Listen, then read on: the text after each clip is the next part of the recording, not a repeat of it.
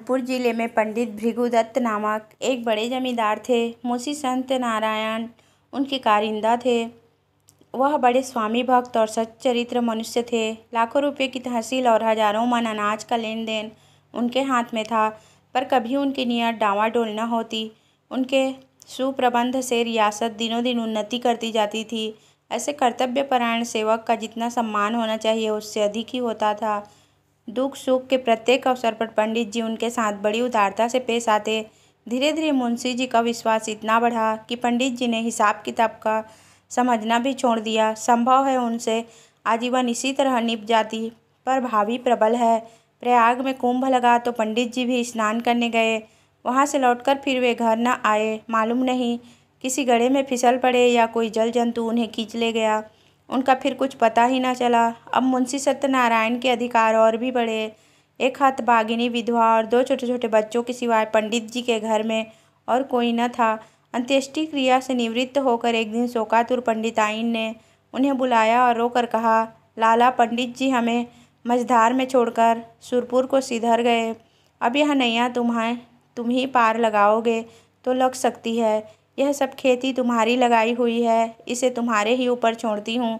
ये तुम्हारे बच्चे हैं, इन्हें अपनाओ। जब तक मालिक जिए तुम्हें अपना भाई समझते रहे। मुझे विश्वास है कि तुम उसी तरह इस भार को संभाले रहोगे। सत्यनारायण ने रोते हुए जवाब दिया, भाभी, भैया क्या उठ गए? मेरा तो भाग्य ही फूट गए, नहीं तो मुझे आदमी बना देते। मैं उन्हीं का नमक खाकर जिया हूँ और उन्हीं की चाकरी में मरूंगा भी। आप धीरज रखें, किसी प्रकार की चिंता न करें। मैं जीते जी आपकी सेवा से मुँह न मोड़ूंगा। आप केवल इतना कीजिए कि मैं जिस किसी की शिकायत करूं उसे डांट दीजिएगा, नहीं तो ये लोग सिर चढ़ जाएंगे। इस घटना के बाद कई वर्षों तक मुंशी जी ने रियासत को संभाला। वह अपने काम में बड़े कुशल थे, कभी एक कौड़ी का भी बल नहीं पड़ा। सारे जिले में उनका सम्मान होने लगा। लोग पंडित जी को भूल सा गए। दरबारों और कमेटियों में वे सम्मिलित होते। जिले के अधिकारी उन्हीं को जमींदार समझते। अन्य रईसों में उनका आदर था, पर मान वृद्धि की महंगी वस्तु है और भानु कुंवरी अन्य स्त्रियों के सदिश पैसे को खूब पकड़ती। वह मनुष्य की मनोवृत्तियों से परिचित न थी। पंडित जी हमेशा लाला जी को इनाम इकराम देते रहते थे। वे जानते थे कि ज्ञान के बाद ईमान का दूसरा स्तंभ अपनी सुदशा है। इसके सिवाय वे खुद भी कभी कागजों की जांच कर लिया करते थे। नाम मात्र ही को सही, पर इस निगरानी का डर जरूर बना रहता था, क्योंकि ईमान का सबसे बड़ा शत्रु अवसर है। भानु कुंवरी इन बातों को जानती न थी, अतएव अवसर तथा धनाभाव जैसे प्रबल शत्रुओं के पंजे में पड़कर मुंशी जी का ईमान कैसे बेदाग बचता। कानपुर शहर से मिला हुआ ठीक गंगा के किनारे एक बहुत आज़ाद और उपजाऊ गांव था। पंडित जी इस गांव को लेकर नदी किनारे पक्का घाट, मंदिर, बाग, मकान आदि बनवाना चाहते थे, पर उनकी यह कामना सफल न हो सकी। संयोग से अब यह गांव बिकने लगा। उनके जमींदार एक ठाकुर साहब थे, किसी फौजीदार के मामले में फंसे हुए थे। मुकदमा लड़ने के लिए रुपये की चाह थी। मुंशी जी ने कचहरी में यह समाचार सुना। चटपट मोल तोल हुआ, दोनों तरफ गरज थी। सौदा पटने की देर न लगी। बेनाम लिखा गया, रजिस्ट्री हुई। रुपये मौजूद न थे, पर शहर में साख थी। एक महाजन के यहाँ से 30,000 रुपये मंगवाए गए और ठाकुर साहब को नज़र किए गए। हाँ, काम काज की आसानी के ख्याल से यह सब लिखा पढ़ी मुंशी जी ने अपने ही नाम की, क्योंकि मालिक के लड़के अभी नाबालिग थे। उनके नाम से लेने में बहुत झंझट होती और विलम्ब होने से शिकार हाथ से निकल जाता। मुंशी जी बैनामा लिए असीम आनंद में मग्न भानु कुंवरी के पास आए। पर्दा कराया और यह शुभ समाचार सुनाया। भानु कुंवरी ने सजल नेत्रों से उनको धन्यवाद दिया। पंडित जी के नाम पर मंदिर और घाट बनवाने का इरादा पक्का हो गया। मुंशी जी दूसरे ही दिन उस गांव में आए। आसामी नजराने लेकर नए स्वामी के स्वागत को हाजिर हुए। शहर के रईसों की दावत हुई। लोगों के नावों पर बैठकर गंगा की खूब सैर की। मंदिर आदि बनवाने के लिए आबादी से हटकर रमणीक स्थान चुना गया। यद्यपि इस गांव को अपने नाम लेते समय मुंशी जी के मन में कपट का भाव न था, तथापि 2-4 दिन में ही उनका अंकुर जम गया और धीरे धीरे बढ़ने लगे। मुंशी जी इस गांव के आय व्यय का हिसाब अलग रखते और अपने स्वामिनों को उसका ब्यौरा समझाने की जरूरत न समझते। भानुकुँवरी इन बातों में दखल देना उचित न समझती थी, पर दूसरे कारिंदों से बातें सुन उसे शंका होती थी कि कहीं मुंशी जी दगा तो न देंगे। अपने मान का भाव मुंशी जी से छिपाती थी, इस ख्याल से कि कहीं कारिंदों ने उन्हें हानि पहुंचाने के लिए यह षड्यंत्र न रचा हो। इस तरह कई साल गुजर गए। अब उस कपट के अंकुर ने वृक्ष का रूप धारण किया। भानुकुँवरी को मुंशी जी के उस मार्ग के लक्षण दिखाई देने लगे। उधर मुंशी जी के मन में कानून से नीति पर विजय पाई। उन्होंने अपने मन में फैसला किया कि गांव मेरा है। हाँ, मैं भानुकुँवरी का 30,000 का ऋणी अवश्य हूँ। वे बहुत करेंगी तो अपने रुपये ले लेंगी, और क्या कर सकती हैं। मगर दोनों तरफ यह आग अंदर ही अंदर सुलगती रही। मुंशी जी अस्त्र सज्जित होकर आक्रमण के इंतजार में थे और भानुकुँवरी इसके लिए अवसर ढूंढ रही थी।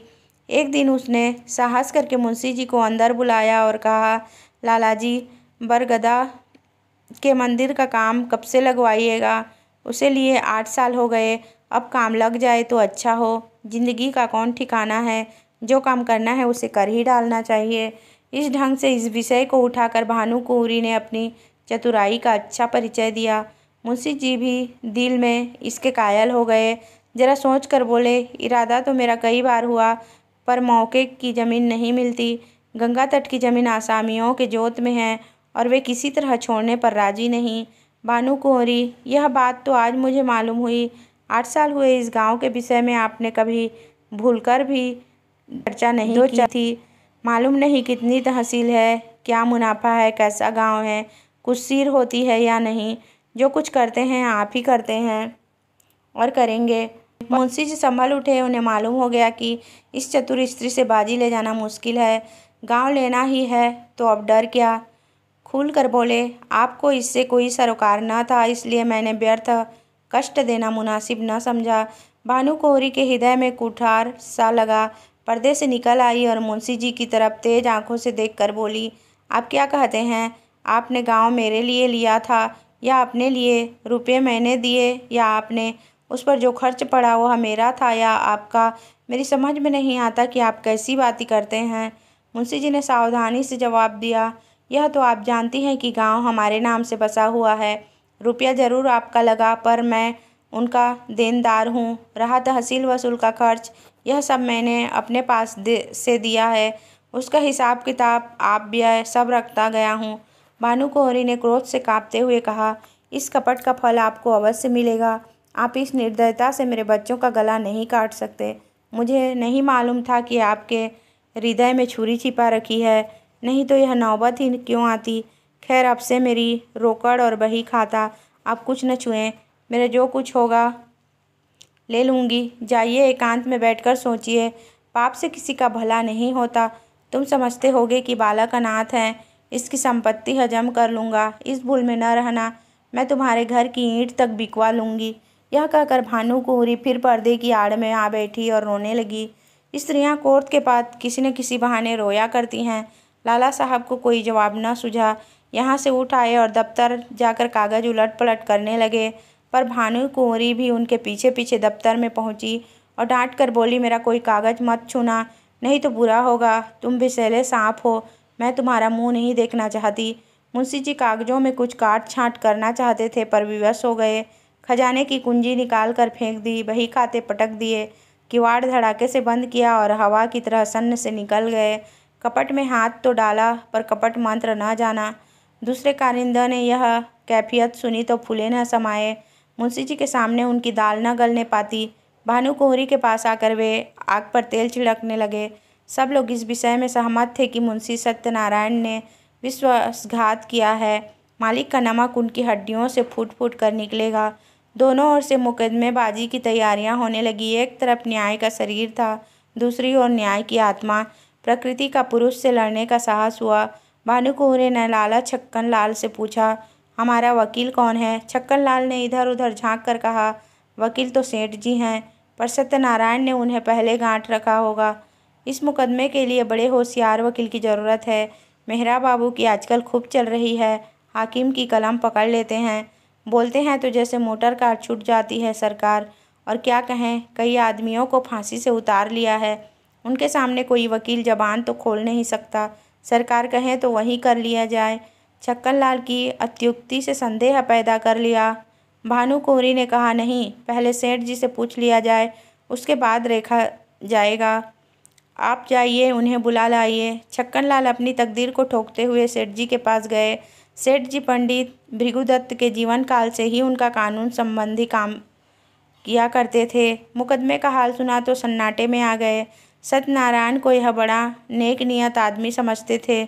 उनके पतन से बड़ा खेद हुआ। उसी वक्त आए भानुकुँवरी ने रो रो कर उनसे अपनी विपत्ति की कथा कही और अपने दोनों लड़कों को उनके सामने खड़ा करके बोली, आप इन अनाथों की रक्षा कीजिए, इन्हें मैं आपको सौंपती हूँ। सेठ जी ने समझौता की बात छेड़ी। बोले, आपस की लड़ाई अच्छी नहीं भानुकुँवरी, अन्यायी के साथ लड़ना ही अच्छा है। सेठ जी, पर हमारा पक्ष निर्बल है। भानुकुँवरी फिर पर्दे से निकल आई और विस्मित होकर बोली, क्या हमारा पक्ष निर्बल है? दुनिया जानती है कि गांव हमारा है, उसे हमसे कौन ले सकता है। नहीं, मैं सुलह कभी न करूँगी। आप कागजों को देखें, मेरे बच्चों की खातिर यह कष्ट उठाएं, आपका परिश्रम निष्फल न जाएगा। सत्यनारायण की नियत पहले खराब न थी। देखिए, जिस मिति में गांव लिया गया है, उस मिति में 30,000 का क्या खर्च दिखाया गया है। अगर उसने अपने नाम उधार लिखा हो तो देखिए वार्षिक सूद चुकाया गया या नहीं। ऐसे नर पिशाच से मैं कभी सुलह न करूँगी। सेठ जी ने समझ लिया कि इस समय समझाने बुझाने से कुछ काम न चलेगा। कागजात देखे, अभियोग चलाने की तैयारी होने लगी। मुंशी सत्यनारायण लाल खिसियाते हुए मकान पहुँचे। लड़के ने मिठाई मांगी, उससे पीटा। स्त्री पर इसलिए बरस पड़े कि उसने क्यों लड़के को उनके पास जाने दिया। अपनी वृद्धा माता को डांट कर कहा, तुमने इतना भी नहीं हो सकता कि जरा लड़के को बहलाओ। एक तो मैं दिन भर थका मांदा घर आऊँ और फिर लड़के को खिलाऊँ। मुझे दुनिया में न और कोई काम है न धंधा। इस तरह घर में बवाल मचा कर बाहर आए। सोचने लगे, मुझसे बड़ी भूल हुई। मैं कैसा मूर्ख हूँ। और इतने दिन तक सारे कागज पत्र अपने हाथ में थे। चाहता कर सकता था, पर हाथ पर हाथ धरे बैठे रहा। आज सिर पर आ पड़ी तो सूझी। मैं चाहता तो बही खाता सब नए बना सकता था, जिसमें इस गांव का और रुपये का जिक्र ही न होता। पर मेरी मूर्खता के कारण घर में आई हुई लक्ष्मी रूठ जाती है। मुझे क्या मालूम था कि वह चुड़ैल मुझसे इस तरह पेश आएगी, कागजों में हाथ तक न लगाने देगी। उसी उधेड़-बुन में मुंशी जी एकाएक उछल पड़े। एक उपाय सूझ गया, क्यों न कार्यकर्ताओं को मिल लूँ। यद्यपि मेरी शक्ति के कारण वे सब मुझसे नाराज थे और इस समय सीधे बात भी नहीं करेंगे, तथापि उनमें ऐसा कोई भी नहीं जो प्रलोभन से मुट्ठी में न आ जाए। हाँ, इसमें रुपये पानी की तरह बहाना पड़ेगा, पर इतना रुपया आएगा कहाँ से? हाय दुर्भाग्य! 2-4 दिन पहले चेत गया होता तो कोई कठिनाई न पड़ती। क्या जानता था कि वह डायन इस तरह वज्र प्रहार करेगी। बस अब एक ही उपाय है, किसी तरह कागजात गुम कर दूं। बड़ी जोखिम का काम है, पर करना ही पड़ेगा। दुष्कामनाओं के सामने एक बार सिर झुकाने पर फिर संभलना कठिन हो जाता है। पाप के अथाह दलदल में जहाँ एक बार पड़े कि फिर प्रतिक्षण नीचे ही चले जाते हैं। मुंशी सत्यनारायण सा विचारशील मनुष्य इस समय इस फिक्र में था कि कैसे सेंध लगा पाऊँ। मुंशी जी ने सोचा, क्या सेंध लगाना आसान है? इसके वास्ते कितनी चतुरता, कितना साहब, कितनी बुद्धि, कितनी वीरता चाहिए। कौन कहता है कि चोरी करना आसान काम है? मैं जो कहीं पकड़ा गया तो मरने के सिवाय और कोई मार्ग न रहेगा। बहुत सोचने विचारने पर भी मुंशी जी को अपने ऊपर ऐसा दुस्साहस कर सकने का विश्वास न हो सका। हाँ, इसमें सुगम एक दूसरी तदबीर नजर आई। क्यों न दफ्तर में आग लगा दूं। 1 बोतल मिट्टी का तेल और दिया सलाई की ज़रूरत है। किसी बदमाश को मिला लूं, मगर यह क्या मालूम कि वही उसी कमरे में रखी है या नहीं। चुड़ैल ने उसे ज़रूर अपने पास रख लिया होगा। नहीं, आग लगाना गुनाह का बेइज्जत होगा। बहुत देर मुंशी जी करवटें बदलते रहे, नए नए मंसूबे सोचते, पर फिर अपने ही तर्कों से काट देते। वर्षा काल में बादलों की नई नई सूरतें बनती और फिर हवा के वेग से बिगड़ जाती है। वही दशा इस समय उनके मंसूबों की हो रही थी। पर इन मानसिक अशांति में भी एक विचार पूर्ण रूप से स्थिर था। किसी तरह इन कागजात को अपने हाथ में लाना चाहिए। काम कठिन है, माना, पर हिम्मत न थी तो रार क्यों मोल ली। क्या 30,000 की जायदाद दाल भात का कौर है? चाहे जिस तरह हो, चोर बने बिना काम नहीं चल सकता। आखिर जो लोग चोरियाँ करते हैं वे भी तो मनुष्य ही होते हैं। बस एक छलांग का काम है। अगर पार हो गया तो राज करेंगे, गिर पड़े तो जान से हाथ धोएंगे। रात के 10 बज गए। मुंशी सत्यनारायण कुंजियों का एक गुच्छा कमर में दबाए घर से बाहर निकले। द्वार पर थोड़ा सा पुआल रखा हुआ था, उसे देखते ही वे चौंक पड़े। मारो डर के छाती धड़कने लगी। जान पड़ा कि कोई छिपा बैठा है। कदम रुक गए। पुआल की तरफ ध्यान से देखा, उसमें बिल्कुल हरकत न हुई। तब हिम्मत बंधी, आगे बढ़े और मन को समझाने लगे, मैं कैसा बौखल हूँ। अपने द्वार पर किसका डर, और सड़क पर भी मुझे किसका डर है। मैं अपनी राह जाता हूँ, कोई मेरी तरफ तिरछी आँख से नहीं देख सकता। हाँ, जब मुझे सेंध लगाते देख ले, नहीं पकड़ लें, तब अलबत्ते डरने की बात है, जिस पर भी बचाव की युक्ति निकल सकती है। अकस्मात उन्होंने भानुकुँवरी के एक चपरासी को आते हुए देखा। कलेजा धड़क उठा। लपक कर एक अंधेरी गली में घुस गए। बड़ी देर तक वहाँ खड़े रहे। जब वह सिपाही आंखों से ओझल हो गया, तब फिर सड़क पर आए। वह सिपाही आज सुबह तक इनका गुलाम था। उसे उन्होंने कितनी ही बार गालियाँ दी थी, लातें मारी थी, पर आज उसे देखकर उनके प्राण सूख गए। उन्होंने फिर तर्क की शरण ली। मैं मानो भंग खाकर आया हूँ। इस चपरासी से इतना डरा मानो कि वह मुझे देख लेता, पर मेरा क्या कर सकता है। हजारों आदमी रास्ते चल रहे हैं, उनमें मैं भी एक हूँ। क्या वह अंतर्यामी है, सबके हृदय का हाल जानता है। मुझे देखकर वह अदब से सलाम करता और वहाँ का कुछ हाल भी कहता, पर मैं उससे ऐसा डरा कि सूरत तक न दिखाई। इस तरह मन को समझा कर वे आगे बढ़े। सच है, पाप के पंजों में फंसा हुआ मन पतझड़ का पत्ता है, जो हवा के जरा से झोंके से गिर पड़ता है। मुंशी जी बाजार पहुँचे। अधिकतर दुकानें बंद हो चुकी थी।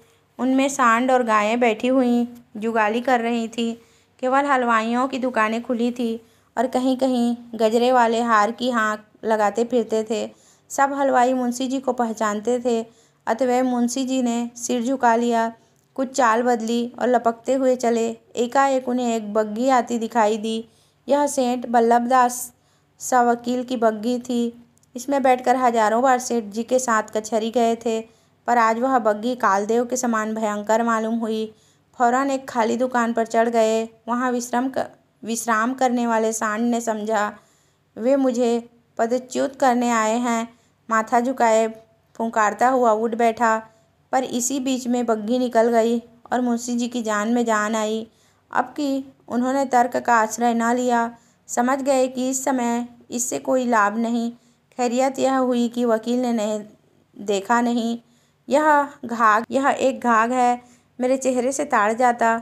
कुछ विद्वानों का कथन है कि मनुष्य की स्वाभाविक प्रवृत्ति पाप की ओर होती है, पर यह कोरा अनुमान ही अनुमान है, अनुभव सिद्ध बात नहीं। सच बात तो यह है कि मनुष्य स्वभावतः पाप भीरू होता है, और हम प्रत्यक्ष देख रहे हैं कि पाप से उसे कैसी घृणा होती है।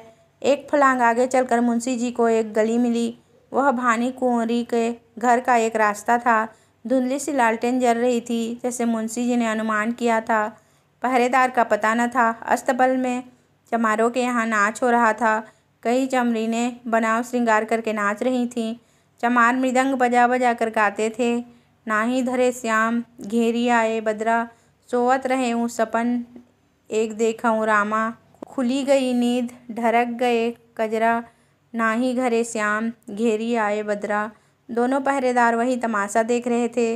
मुंशी जी दबे पांव लालटेन के पास गए और जिस तरह बिल्ली चूहे पर झपटती है, उसी तरह उन्होंने झपट कर लालटेन को बुझा दिया। एक पड़ाव पूरा हो गया, पर वे उस कार्य को जितना दुष्कर समझते थे उतना न जान पड़ा। हृदय कुछ मजबूत हुआ। दफ्तर के बरामदे में पहुँचे और खूब कान लगाकर आहट ली। चारों ओर सन्नाटा छाया हुआ था, केवल चमारों का कोलाहल सुनाई देता था। इस समय मुंशी जी के दिल में धड़कन थी, पर सिर धम धम कर रहा था, हाथ पांव कांप रहे थे, सांस बड़े वेग से चल रही थी। शरीर का एक एक रोम आँख और कान बना हुआ था। वे सजीवता की मूर्ति हो रहे थे। उनमें जितना पौरुष, जितनी चपलता, जितना साहस, जितना चेतना, जितनी बुद्धि, जितना अवसान था, वे सब इस वक्त सजग और सचेत होकर इच्छा शक्ति की सहायता कर रहे थे। दफ्तर के दरवाजे पर वही पुराना ताला लगा हुआ था।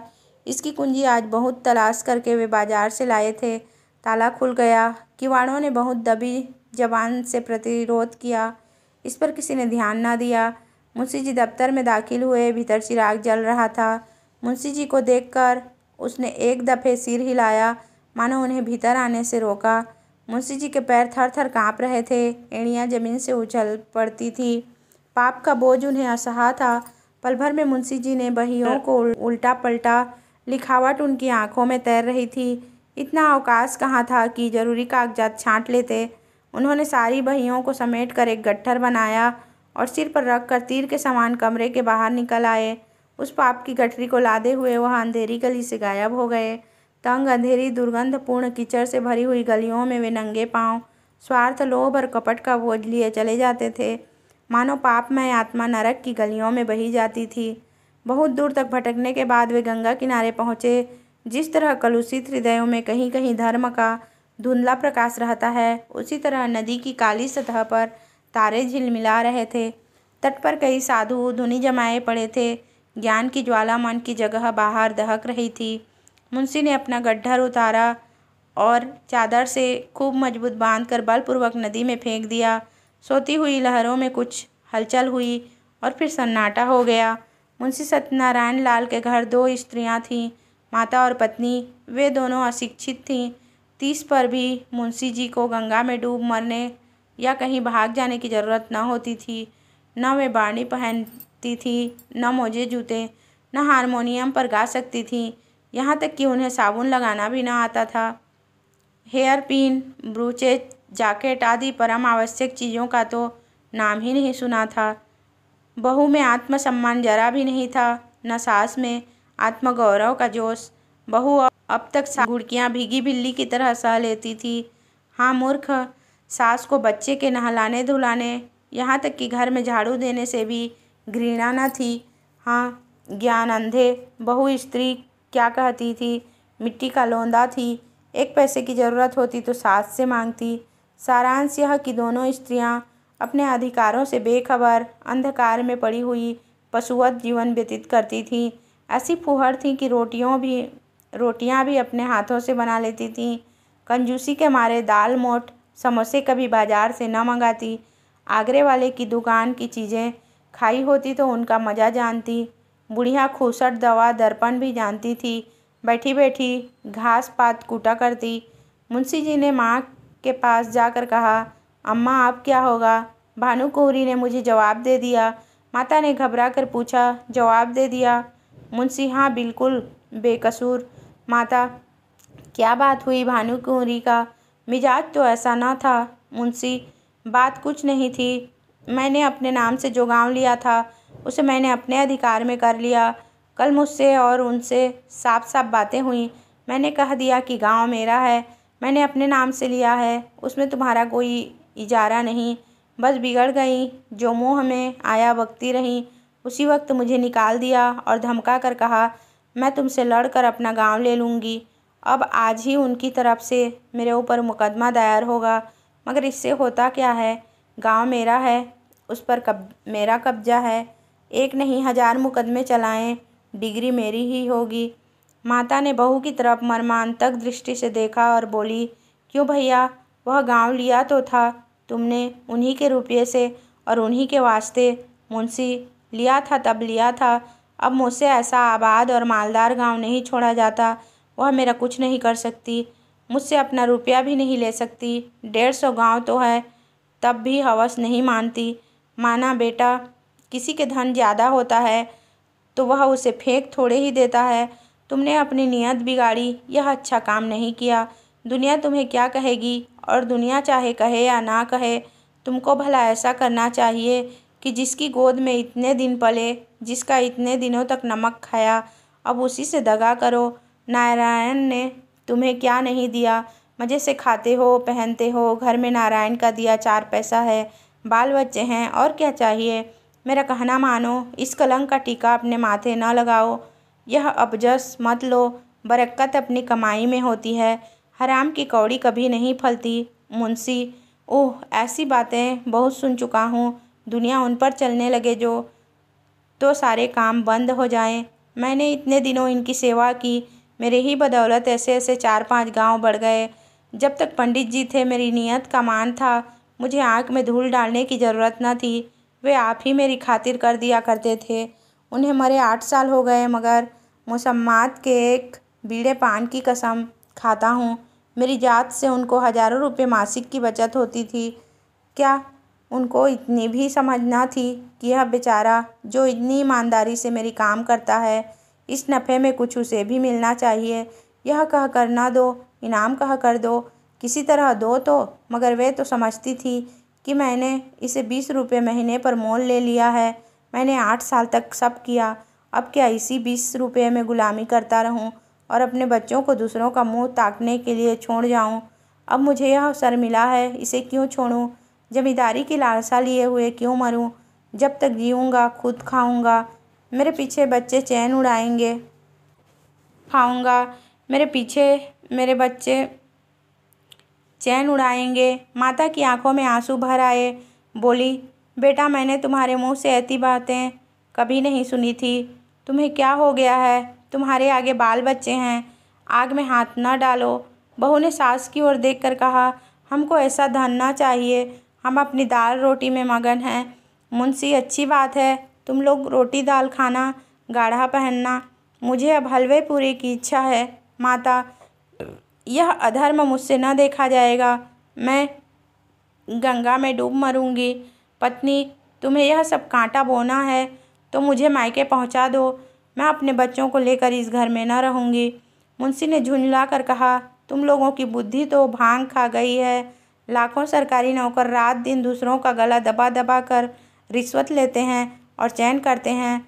न उनके बाल बच्चों को कुछ होता है, न उन्हीं को हैजा पकड़ता है। अधर्म उनको क्यों नहीं खा जाता जो मुझी को खा जाएगा? मैंने तो सत्यवादियों को सदा दुख झेलते ही देखा है। मैंने जो कुछ किया है, सुख लूटूंगा, तुम्हारे मन में जो आए करो। प्रातःकाल दफ्तर खुला तो कागजात सब गायब थे। मुंशी छक्कन लाल बौखलाए से घर में गए और मालकिन से पूछा, कागजात आपने उठवा लिए हैं? भानुकुँवरी ने कहा, मुझे क्या खबर, जहाँ आपने रखे होंगे वहीं होंगे।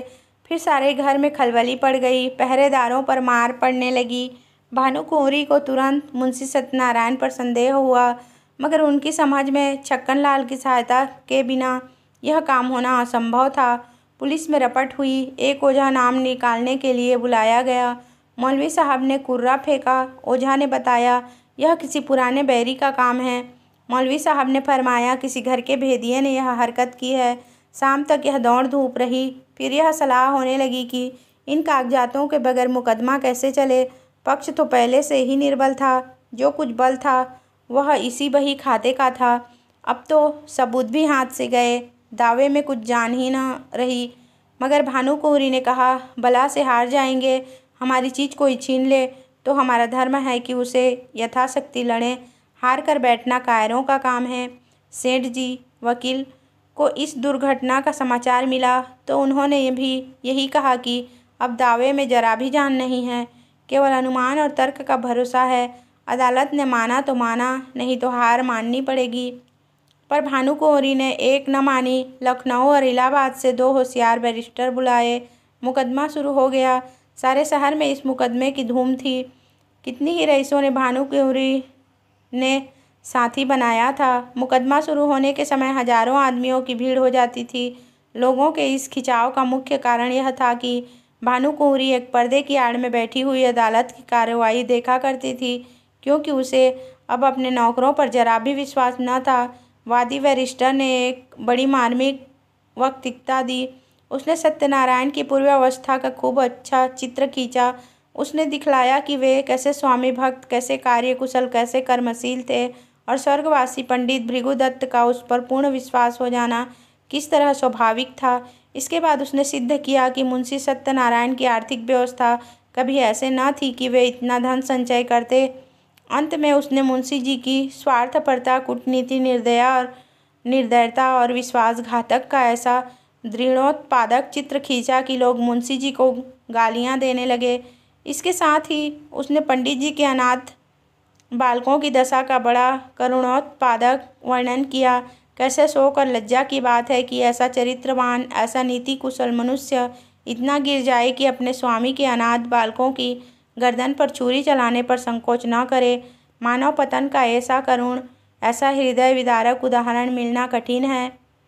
इस कुटिल कार्य के परिणाम की दृष्टि से इस मनुष्य के पूर्व परिचित सद्गुणों का गौरव लुप्त हो जाता है, क्योंकि वे असली मोती नहीं, नकली कांच के दाने थे जो केवल विश्वास जमाने के निमित्त दर्शाए गए थे।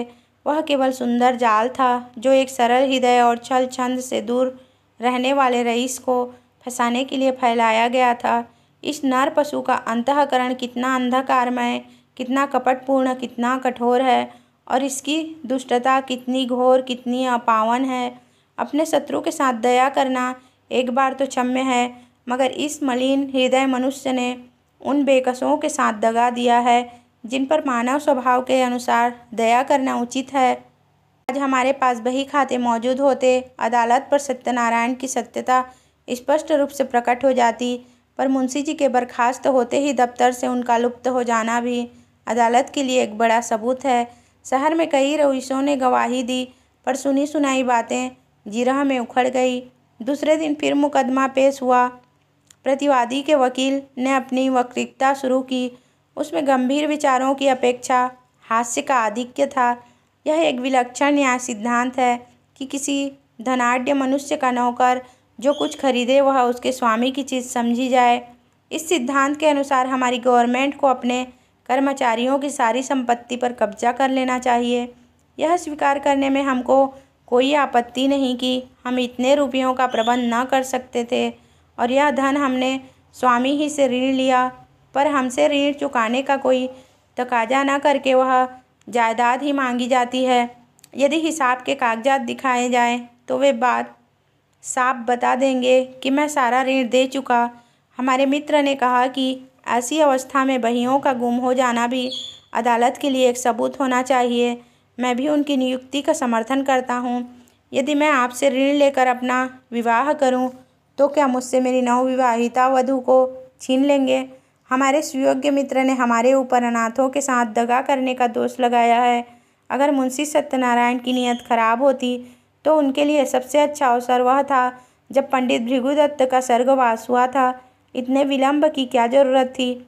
यदि आप शेर को फंसाकर उसके बच्चे को उसी वक्त नहीं पकड़ लेते, उसे बढ़ने और सबल होने का अवसर देते हैं, तो मैं आपको बुद्धिमान न कहूँगा। यथार्थ बात यह है कि मुंशी सत्यनारायण ने नमक का जो कुछ हक था वह पूरा कर दिया। 8 वर्ष तक तन मन से स्वामी के संतान की सेवा की। आज उन्हें अपनी साधुता का जो फल मिल रहा है वह बहुत ही दुखजनक और हृदय विदारक है। इसमें भानुकुँवरी का दोष नहीं, वे एक गुण संपन्न महिला हैं, मगर अपनी जाति के अवगुण उनमें भी विद्यमान हैं। ईमानदार मनुष्य स्वभावतः स्पष्ट भाषी होता है, उसे अपनी बातों में नमक मिर्च लगाने की जरूरत नहीं होती। यही कारण है कि मुंशी जी के मृदुभाषी मातहतों को उन पर आक्षेप करने का मौका मिल गया। इस दावे की जड़ केवल इतना ही है और कुछ नहीं।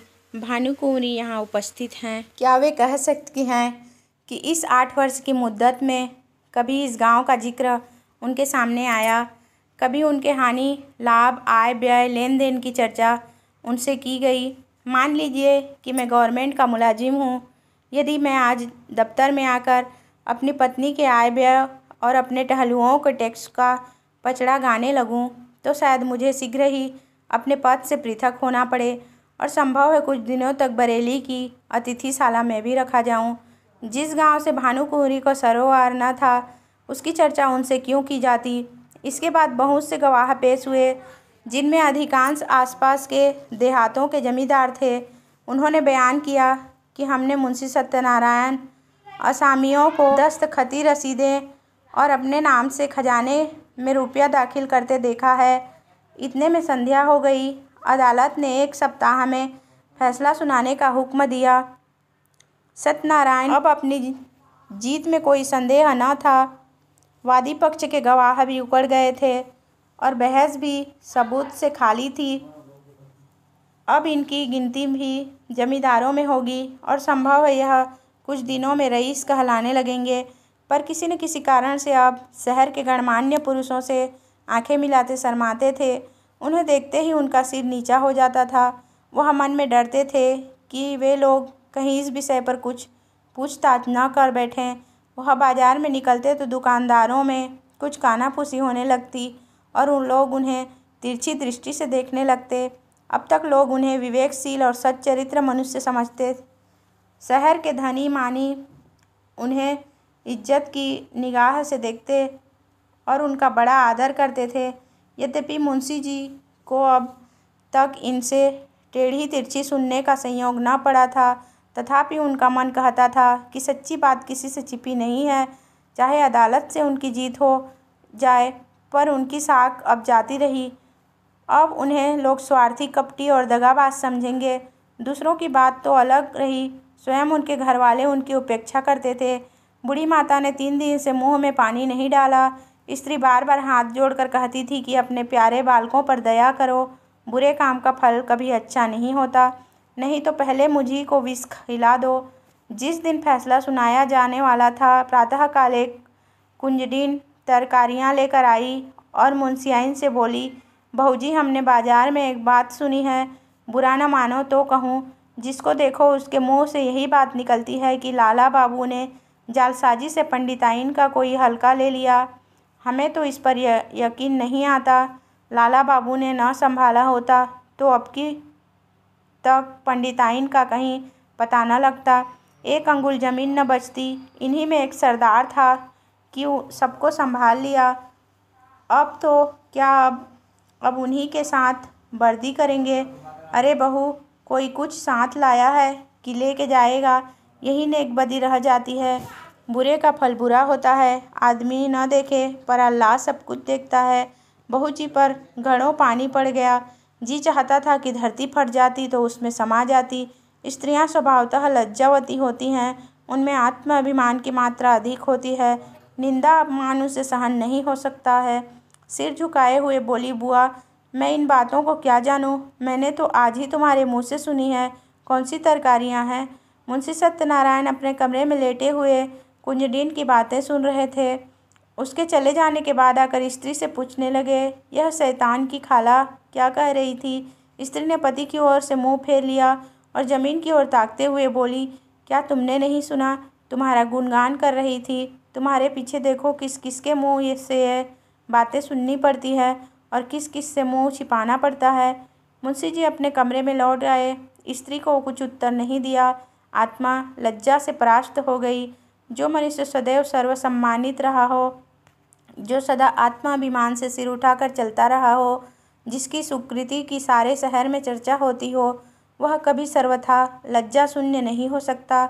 लज्जा कुपथ की सबसे बड़ी शत्रु है। वासनाओं के भ्रम में पड़कर मुंशी जी ने समझा था, मैं इस काम को ऐसी गुप्त रीति से पूरा कर ले जाऊंगा कि किसी को कानो कान खबर न होगी।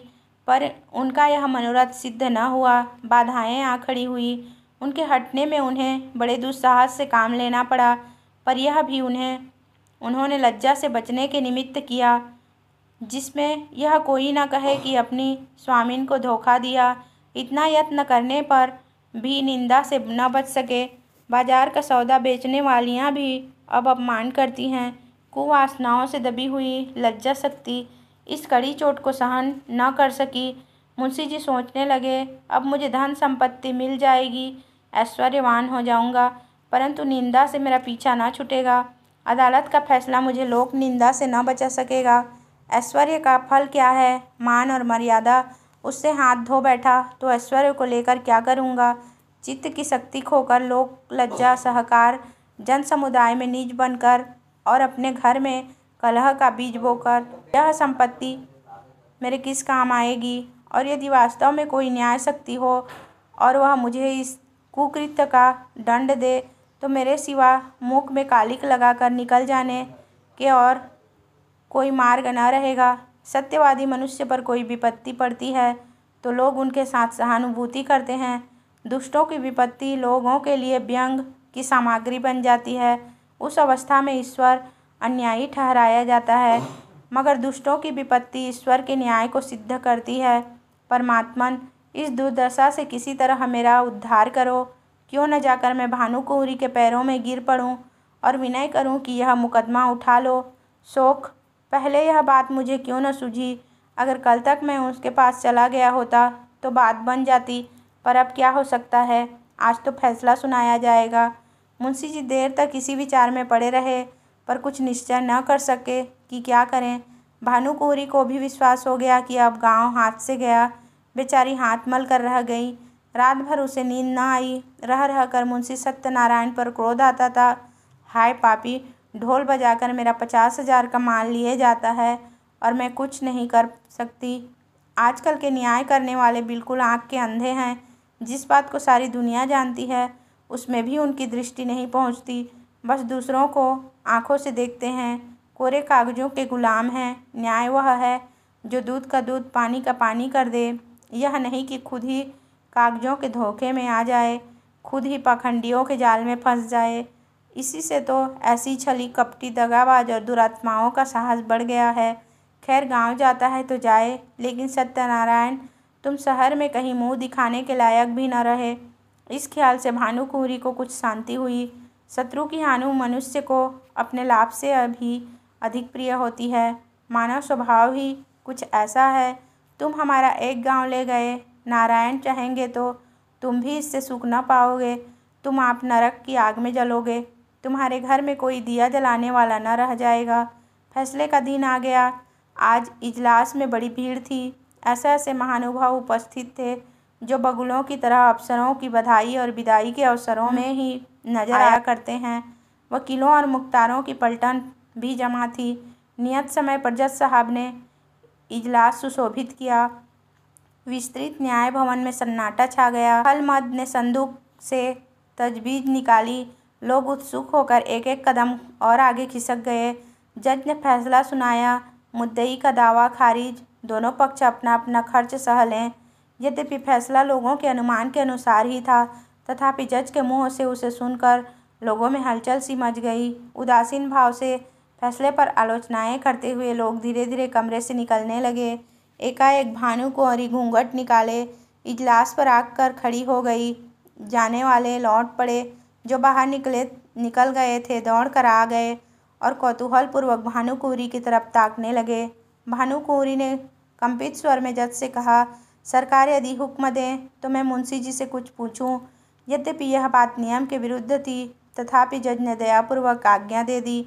तब भानुकुँवरी ने सत्यनारायण की तरफ देखकर कहा, लाला जी, सरकार ने तुम्हारी डिग्री तो कर ही दी। गांव तुम्हें मुबारक रहे, मगर ईमान आदमी का सब कुछ है। ईमान से कह दो गांव किसका है। हजारों आदमी यह प्रश्न सुनकर कौतूहल से सत्यनारायण की तरफ देखने लगे। मुंशी जी विचार सागर में डूब गए। हृदय में संकल्प और विकल्प में घोर संग्राम होने लगा। हजारों मनुष्य की आंखें उनकी तरफ जमी हुई थी। यथार्थ बात अब किसी से छिपी न थी। इतने आदमियों के सामने असत्य बात मुंह से निकल न सकी। लज्जा से जबान बंद कर ली। कहने में काम बनता था, कोई बात न थी, किंतु घोरतम पाप का दंड समाज दे सकता है, उसके मिलने का पूरा भय था। आपका कहने से काम बिगड़ता था। जीती जिताई बाजी हाथ से निकली जाती थी। सर्वोत्कृष्ट काम के लिए समाज से जो इनाम मिल सकता था उसके मिलने की पूरी आशा थी। आशा के भय को जीत लिया। उन्हें जीत प्रतीत हुआ, जैसे ईश्वर ने मुझे अपना मुख उज्ज्वल करने का यह अंतिम अवसर दिया है। मैं अब भी मानव सम्मान का पात्र बन सकता हूँ। अब अपने आत्म की रक्षा कर सकता हूँ। उन्होंने आगे बढ़कर भानुकुँवरी को प्रणाम किया और कांपते हुए सर से बोले, आपका। हजारों मनुष्य के मुँह से एक गगन स्पर्शी ध्वनि निकली, सत्य की जय। जज ने खड़े होकर कहा, यह कानून का न्याय नहीं, ईश्वरीय न्याय है। इसे कथा न समझिएगा, यह सच्ची घटना है। भानुकुँवरी और सत्यनारायण अब भी जीवित हैं। मुंशी जी के इस नैतिक साहस पर लोग मुग्ध हो गए। मानवीय न्याय पर ईश्वरीय न्याय ने जो विलक्षण विजय पाई, उसकी चर्चा शहर भर में महीनों रही। भानुकुँवरी मुंशी जी के घर गई, उन्हें मना कर लाई, फिर अपना सारा कारोबार उन्हें सौंपा और कुछ दिनों उपरांत यह गांव उन्हीं के नाम हिब्बा कर दिया। मुंशी जी ने भी उसे अपने अधिकार में रखना उचित न समझा, कृष्णार्पण कर दिया। अब इसकी आमदनी दीन दुखियों और विद्यार्थियों की सहायता में खर्च होती।